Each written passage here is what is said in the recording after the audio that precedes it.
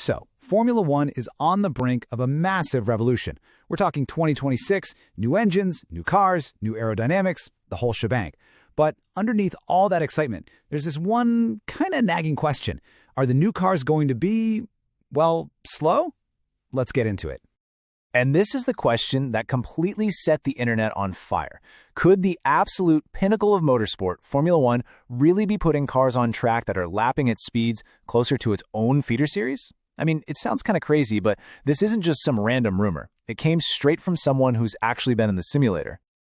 Yep, and this is the quote that started it all. Isaac Hajar, a top Formula 2 driver, a Red Bull junior, he's the one who said this after trying out the new 2026 setup in the sim. Now, when a driver with that kind of insight makes a statement that bold, you can bet people are going to pay attention. And just like that, the F2 pace scare was born. All right, so let's really look at what's going on here. Hajar's comment, and a few others like it, all come from these early experiences in the simulator.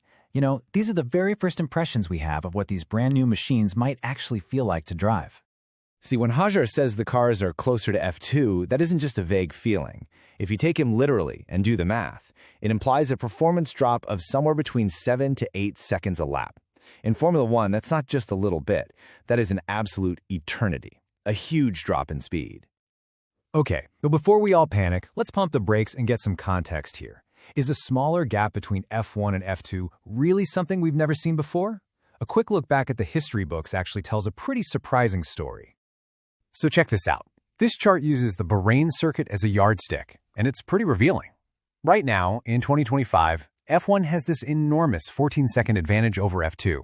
But look back at 2014, the last time F1 had a huge rule change, that gap was only 5.7 seconds. So, while a 7-second drop sounds like a disaster, a much smaller gap isn't exactly unheard of. So this is where we're at. We have two completely different stories. On one side, you have drivers warning about this huge 7-8 second drop in lap time, and on the other side, you have the FIA, the sports rulemakers, saying, no, it's going to be more like 1-2 seconds. So, who's telling the truth? Well, you can bet the FIA was quick to push back, and push back hard. Nicholas Tomboutis, their main single-seater guy, basically called the claims way off the mark. He's not trying to deny that the cars might be a little bit slower, but he is being very clear that they will still feel and be proper Formula One cars. The FIA is basically saying, trust us, we've got this. But you know, maybe we're all asking the wrong question. Maybe it's not about exactly how fast the cars are in a straight line or on a single lap. Maybe the real question is why the FIA is making these huge changes in the first place. And the answer to that is actually pretty simple. They want better racing. This whole thing really comes down to tackling a problem called dirty air. So that's the super turbulent, messy air that gets churned up behind a leading F1 car.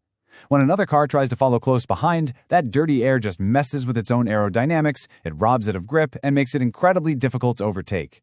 Now, the 2022 rules were supposed to fix this, and they helped for a little while. But now things are getting worse again. The goal for 2026 is to solve this problem for good, so cars can finally race wheel to wheel again.